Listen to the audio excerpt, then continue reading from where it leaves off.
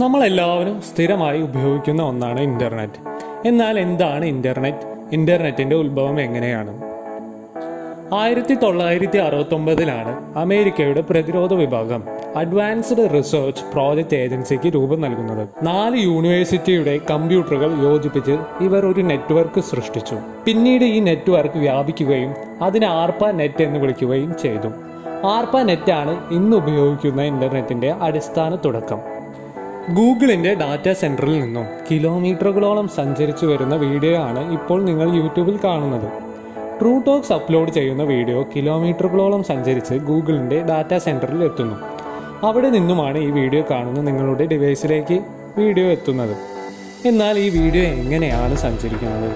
ഒരു പക്ഷേ ഗൂഗിളിന്റെ ഡാറ്റാ സെന്ററിൽ നിന്നും സാറ്റലൈറ്റിലേക്ക് വീഡിയോ അയക്കുകയും അവിടെ നിന്ന് വീഡിയോ നിങ്ങളുടെ ഇന്റർനെറ്റ് സർവീസ് പ്രൊവൈഡറിലേക്ക് എത്തുകയും പിന്നീട് അവ നിങ്ങളുടെ ഡിവൈസിലേക്ക് എത്തുകയും ചെയ്യുന്നു എന്ന് കരുതുന്ന ചിലരെങ്കിലും ഉണ്ടാകാം.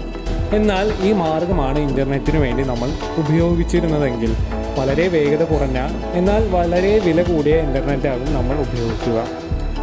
അതായത് ഗൂഗിളിന്റെ ഡാറ്റാ സെന്ററിൽ നിന്നും 35,000 കിലോമീറ്ററുകളോളം സഞ്ചരിച്ച് സാറ്റലൈറ്റിലേക്ക് എത്തിയ ട്രൂ ടോക്സിന്റെ വീഡിയോ അവിടെ നിന്നും മറ്റൊരു 35,000 കിലോമീറ്ററുകൾ സഞ്ചരിച്ച് നിങ്ങളിലേക്ക് എത്തുമ്പോൾ വളരെയധികം സമയനഷ്ടവും സിഗ്നൽ നഷ്ടവും സംഭവിക്കുന്നു.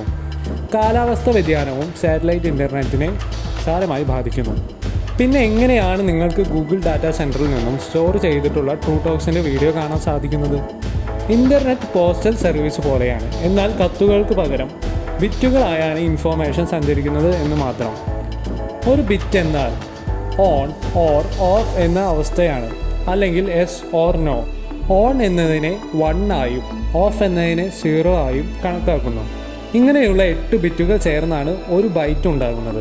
1024 ബൈറ്റുകൾ ചേർന്നാണ് ഒരു കിലോ ബൈറ്റ് അഥവാ 1 KB ഉണ്ടാകുന്നത്. 1024 KB ചേർന്നാണ് ഒരു മെഗാബൈറ്റ് ഉണ്ടാകുന്നത്. ഒരു MP3 ഫോർമാറ്റിലുള്ള ഒരു പാട്ട് ഏകദേശം 3 to 4 ബൈറ്റാണ്. പാട്ടും ചിത്രങ്ങളും അങ്ങനെ ഇന്റർനെറ്റിലൂടെ സഞ്ചരിക്കുന്ന എല്ലാം ബിറ്റുകളായാണ് സഞ്ചരിക്കുന്നത്.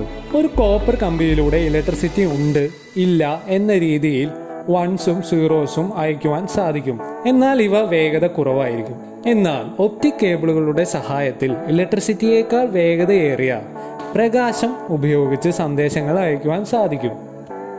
പ്രകാശത്തിന് സഞ്ചരിക്കാൻ പറ്റുന്ന കേബിളുകളാണ് ഒപ്റ്റിക് കേബിളുകൾ. അതിൽ പ്രകാശം സഞ്ചരിക്കുന്നത് ഇങ്ങനെയാണ്. നെറ്റ്വർക്ക് വലുതാക്കുവാനും അത് എല്ലാ രാജ്യങ്ങളിലേക്ക് എത്തിക്കുവാനും രാജ്യങ്ങൾ തമ്മിൽ പരസ്പരം ബന്ധിപ്പിക്കണം. അതിനുവേണ്ടി ഒപ്റ്റിക് കേബിളുകൾ കടലിനടിയിലൂടെയും മലമുകളിലൂടെയും സഞ്ചരിക്കണം. സമുദ്രങ്ങളുടെ അടിയിലൂടെ ബന്ധിപ്പിക്കുന്ന കേബിളുകളുടെ സഹായത്തിലാണ് നമുക്ക് ഇന്റർനെറ്റ് ലഭിക്കുന്നത്. ട്രൂ ടോക്സിന്റെ വീഡിയോ അപ്ലോഡ് ചെയ്യുമ്പോൾ അത് ഒപ്റ്റിക് കേബിളിലൂടെ ഗൂഗിളിന്റെ ഡാറ്റാ സെന്ററിലേക്ക് യാത്ര ചെയ്ത് അവിടെയുള്ള സോളിഡ് സ്റ്റേറ്റ് ഡിസ്കിൽ ശേഖരിച്ചു വെക്കുകയാണ് ചെയ്യുന്നത്. നിങ്ങൾ ഈ വീഡിയോ കാണുമ്പോൾ SSDയിൽ നിന്നും ആ വീഡിയോ നിങ്ങളുടെ ഡിവൈസിലേക്ക് ഒപ്റ്റിക് കേബിളിലൂടെ കടലിനടിയിലൂടെയും മറ്റുമെല്ലാം സഞ്ചരിച്ചാണ് എത്തുന്നത്. ടവറുകളിലേക്ക് കണക്ട് ചെയ്തിട്ടുള്ള ഒപ്റ്റിക് കേബിളുകൾ മുഖേനയാണ് മൊബൈൽ ഡാറ്റ ലഭ്യമാകുന്നത്. വയർലെസ് ആയ ഇന്റർനെറ്റ് അപ്പോൾ എങ്ങനെയാണ് ലഭിക്കുന്നത്? 1s and 0s വ്യത്യസ്തമായ ഫ്രീക്വൻസിയിലേക്ക് കൺവേർട്ട് ചെയ്താണ് ഇന്റർനെറ്റിനെ മൊബൈൽ ഡാറ്റയാക്കുന്നത്. എന്നാൽ ഇവ അധികം ദൂരം സഞ്ചരിക്കില്ല. കപ്പലുകളാണ് കടലിനടിയിലെ ഒപ്റ്റിക് കേബിളുകൾ സ്ഥാപിക്കുന്നതിന് സഹായിക്കുന്നത്. ഒരു മുടിയുടെ ഡയാമീറ്ററിനോടടുത്താണ് ഒരു ഒപ്റ്റിക് ഫൈബറിന്റെ ഡയാമീറ്റർ. അത്തരത്തിലുള്ള ഒപ്റ്റിക് ഫൈബറുകളെ പ്രൊട്ടക്ഷൻ മെറ്റീരിയൽ കൊണ്ട് കവർ ചെയ്തിട്ടുണ്ടാകും. കടലിനടിയിലെ മണ്ണിൽ ചെറിയ ചാലുകൾ ഉണ്ടാക്കി അതിൽ ഒപ്റ്റിക് കേബിളുകൾ വിരിക്കുകയാണ് ചെയ്യുന്നത്.